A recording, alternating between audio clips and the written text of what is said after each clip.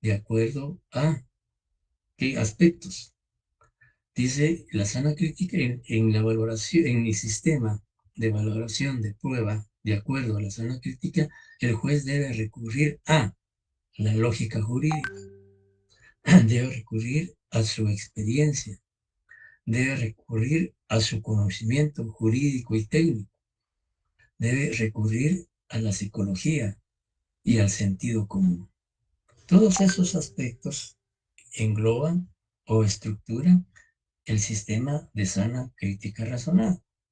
Como ustedes pueden apreciar, pues aquí ya el juzgador, independientemente de que tenga una libre convicción o apreciación de la prueba, pues para que su decisión esté bien fundamentada, para que su actuación procesal esté ajustada a la ley, pues el juez al momento de valorar la prueba, pues como dice la sana crítica razonada, debe recurrir a la lógica jurídica y a su experiencia como juzgador,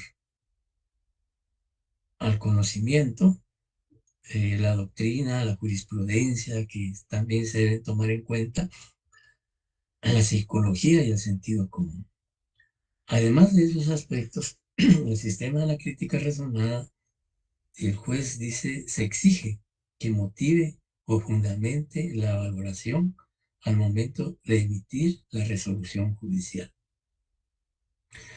¿Qué significa que el juez motive o fundamente la valoración al momento de dictar su sentencia? Pues él, aparte de hacer un análisis de, por ejemplo, pensemos en la declaración de un testigo, aparte de él de estar presente en el proceso, en el debate, pues obviamente ve, escucha, primero ve el comportamiento, el desenvolvimiento del testigo, escucha su versión, etcétera, ¿ya?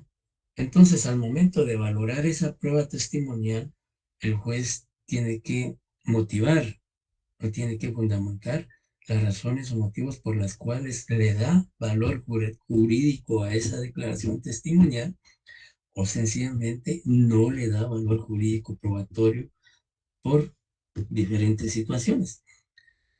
Bien, le dé valor jurídico probatorio o le niegue valor jurídico probatorio, en ambas decisiones o en ambas actitudes procesales tiene que motivar, tiene que indicar por qué no le da valor jurídico probatorio a la declaración de ese testigo.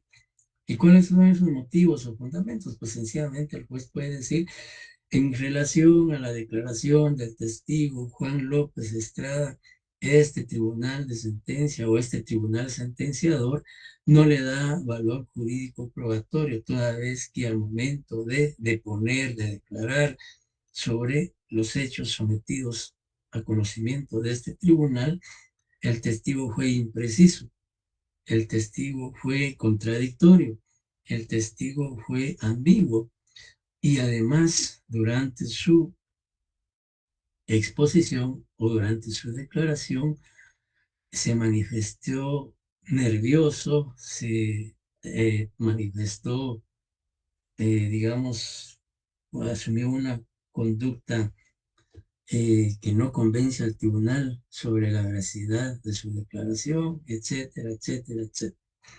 Esos son, digamos, los motivos que él debe indicar en su sentencia cuando no le da valor a la declaración de un testigo.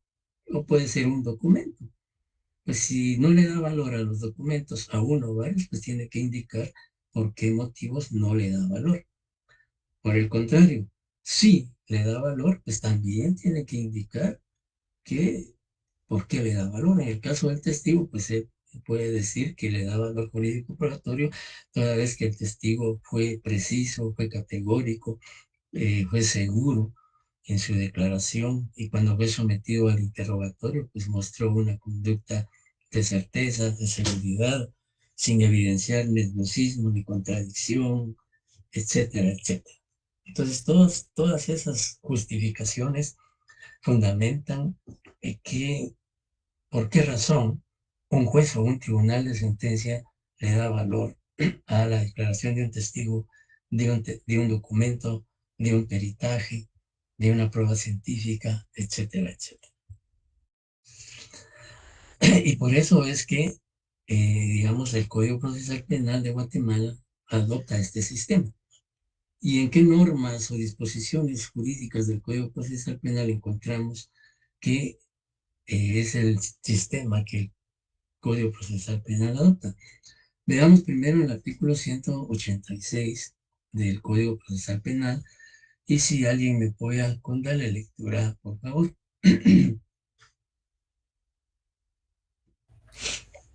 Artículo 186. Valoración. Todo elemento de prueba para ser valorado debe haber sido obtenido por un procedimiento permitido e incorporado al proceso conforme a las disposiciones de este código. Los elementos de prueba los elementos de prueba así incorporados se valorarán conforme al sistema de la sana crítica razonada, no pudiendo someterse a otras limitaciones legales que no sean las expresamente previstas en este código. Muchas gracias, Jocelyn. Ahora vayamos al artículo 385. Nos vamos a adelantar un poquito porque esto lo vamos a analizar en el siguiente tema cuando veamos lo que es ya el juicio oral y público. Pero Artículo 300. ¿Lo leo, Alex? sí, por favor, para relacionarlo de una vez. Muy bien. Artículo 385. Sana crítica.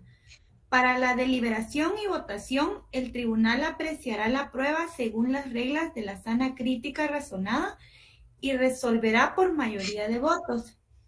La decisión versará sobre la absolución o la condena.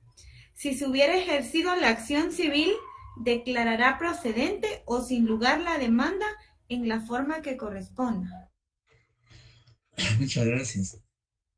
Bien, como ustedes pueden ver, esas dos disposiciones normativas regulan e imponen la obligación al tribunal de sentencia que todos los medios de prueba que se generen, que se diligencien, que se fiscalicen, que se presenten y se valoren en el juicio oral y público, debe ceñirse al sistema de la sana crítica razonada.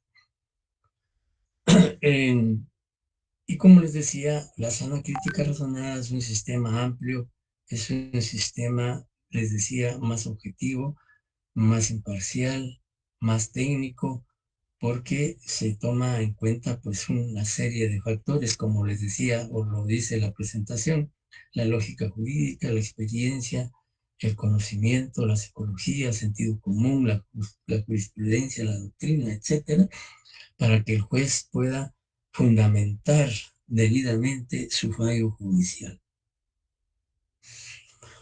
Eh,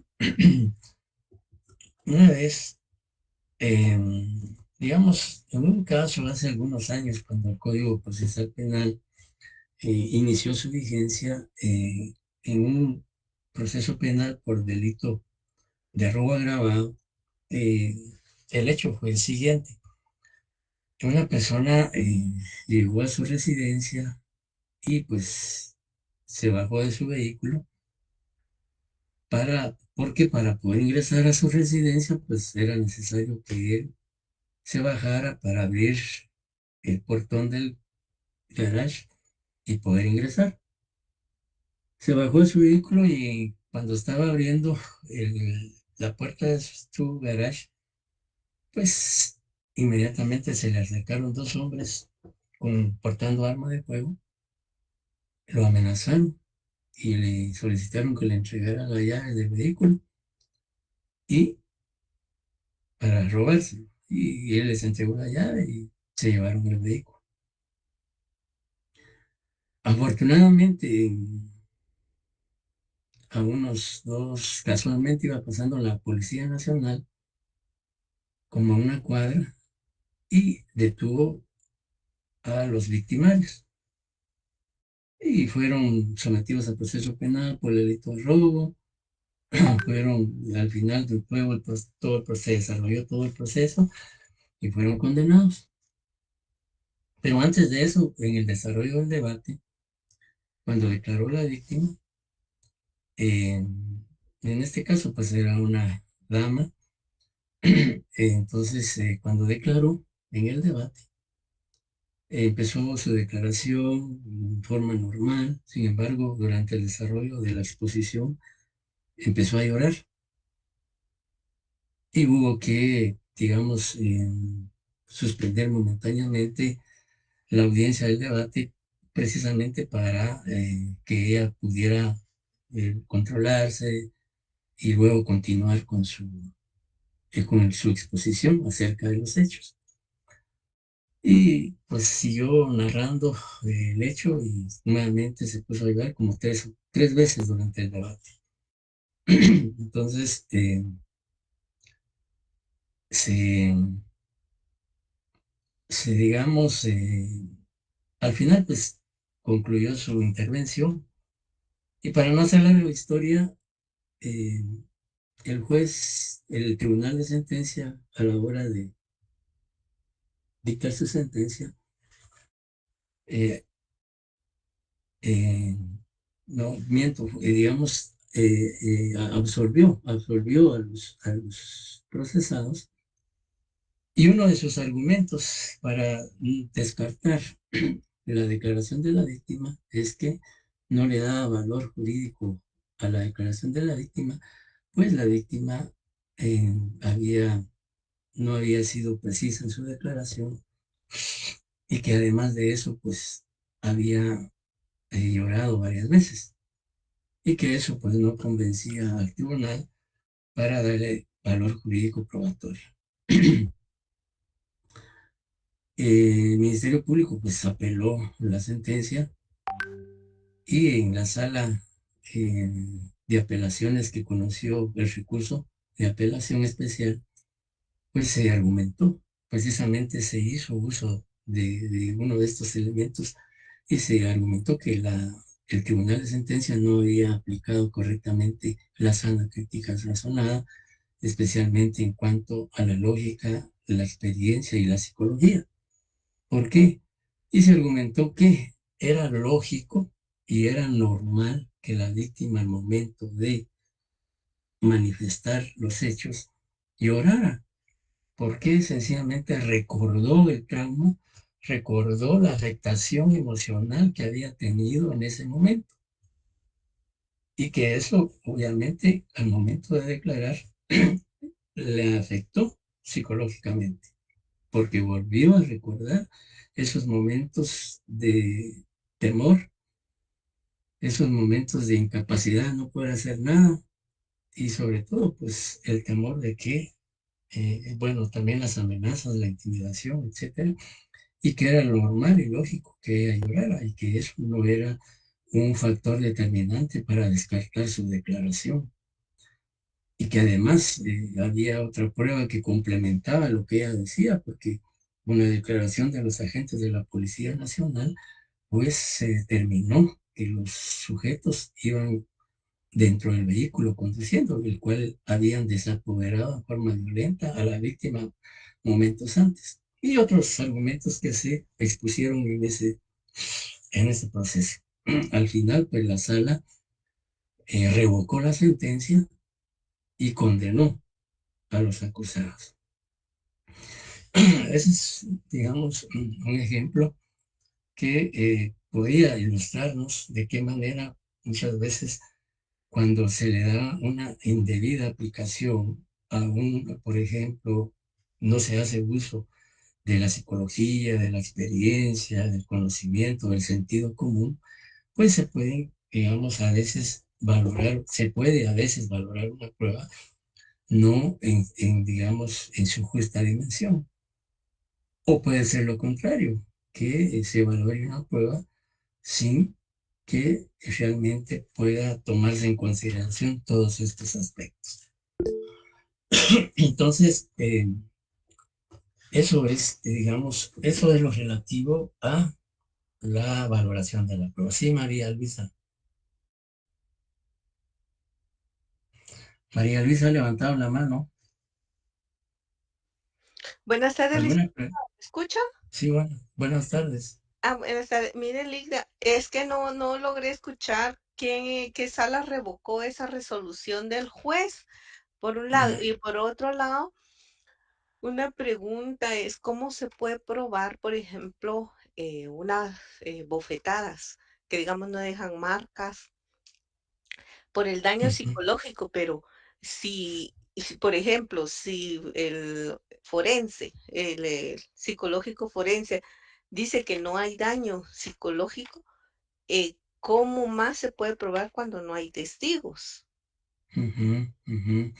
Sí, bueno, en cuanto a la primera pregunta, es decir, es una sala de corte de apelaciones del ramo penal, que son los que conocen los recursos de apelación especial que se formulan contra una sentencia, sea absolutoria o sea condenatoria, si es que el sujeto procesal impugna, porque puede ser que si las partes quedan conformes con la sentencia, sea absolutoria, condenatoria o condenatoria, y no impugnan o no presentan el recurso de apelación pertinente, pues prácticamente la sentencia queda firme. Pero si impugnan a través del recurso de apelación especial, que es el que procede contra una sentencia, pues que es y que vamos a analizar más adelante, pues es una sala de corte de apelaciones la que conoce ese recurso. En cuanto a lo otro, y eso es muy normal que ocurra, muchas veces la violencia contra la mujer en cualquiera de las manifestaciones que establece la ley de violencia contra la mujer, la ley de femicidio y otras formas de violencia contra la mujer, que pues esta ley contempla de que la violencia puede ser física, psicológica, puede ser económica, puede ser sexual. En el caso que usted plantea es una violencia física, que también lleva aparejada una violencia psicológica. Entonces, si solo, digamos, en la habitación o en la sala o donde sea, únicamente en la intimidad del hogar, únicamente está la pareja y que hay una agresión, como el caso que usted dice, una bofetada, que no deja marca, no deja huella, no deja ninguna impresión, pues, ¿de qué manera se va a poder probar? Pues, en este caso sí es un verdadero dilema, porque usted, digamos, al momento de presentar la denuncia por violencia contra las mujeres en su manifestación física, pues obviamente tendrá que probar. Por un lado, usted como víctima va a decir que él agredió, le dio una putada.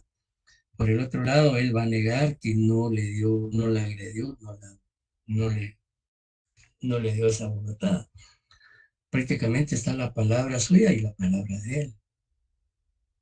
Y uno y dos, sí, no obstante, hubo un análisis o una evaluación médica por un médico forense y el dictamen del médico forense establece que no se puede apreciar, que no se puede determinar que hubo una agresión, pues ese informe médico es determinante en un momento dado para tomar una decisión.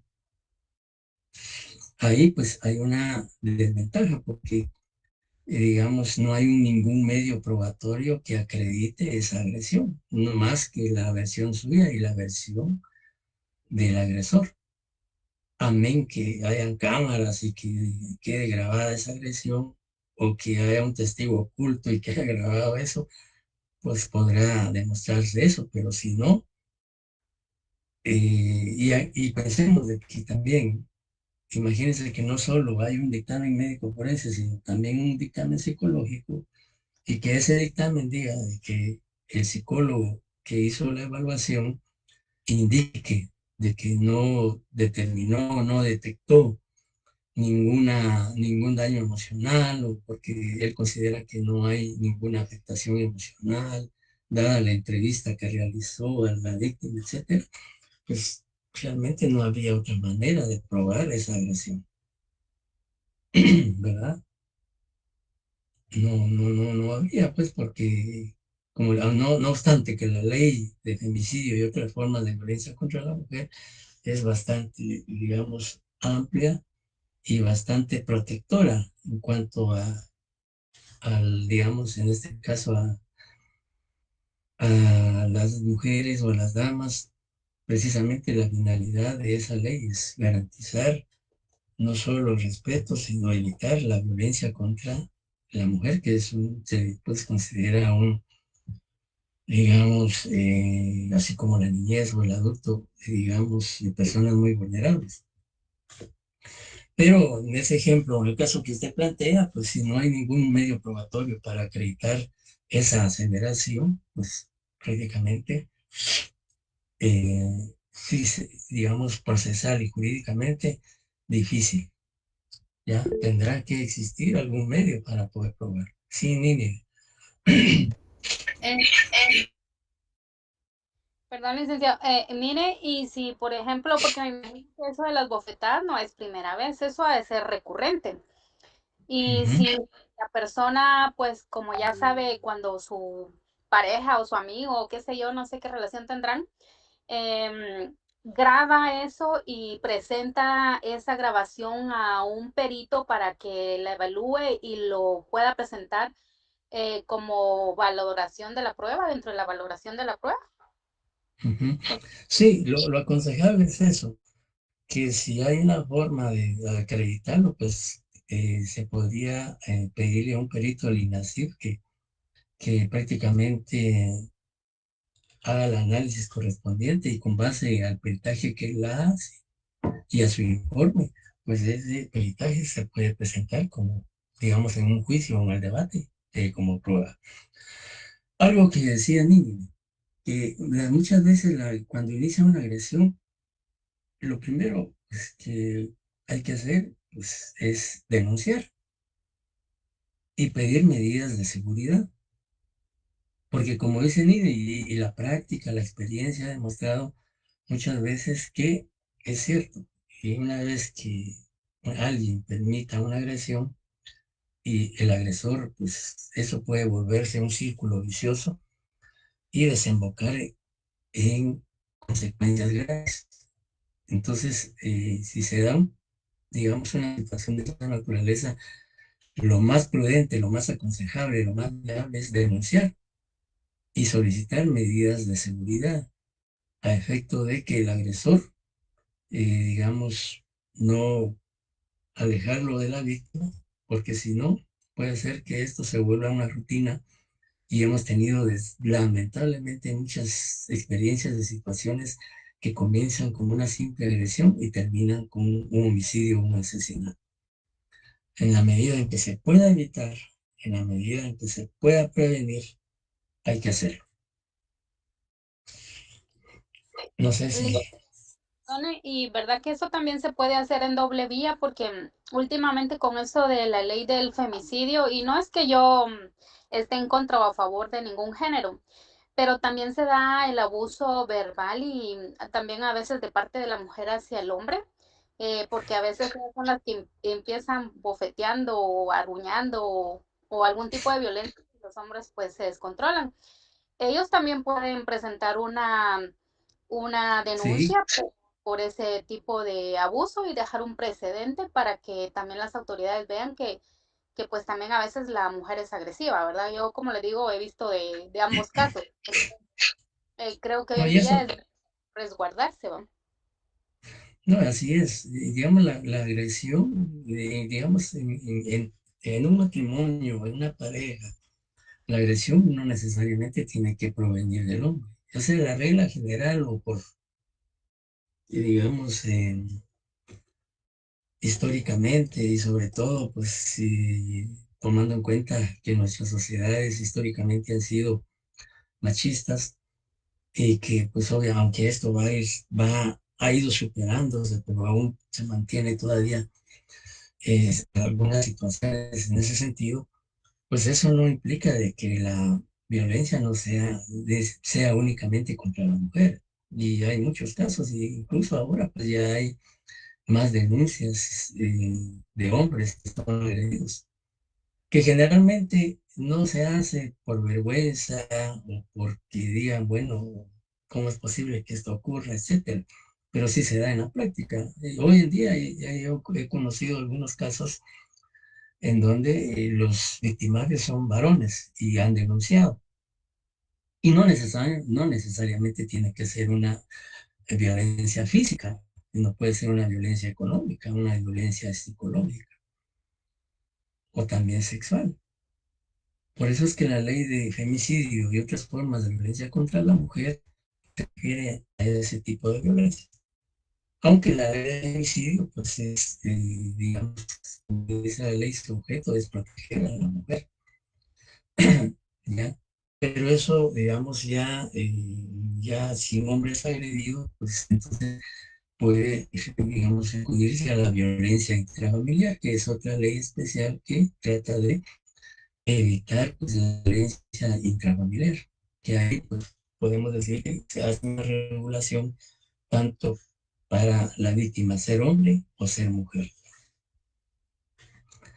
Pues bien, no sé si hay alguna pregunta más con relación a esto de la prueba, si no, pues finalizarlo y así pues ya incursionar en el siguiente tema. Sí, todo claro, licenciado, por mi parte. Muchas gracias.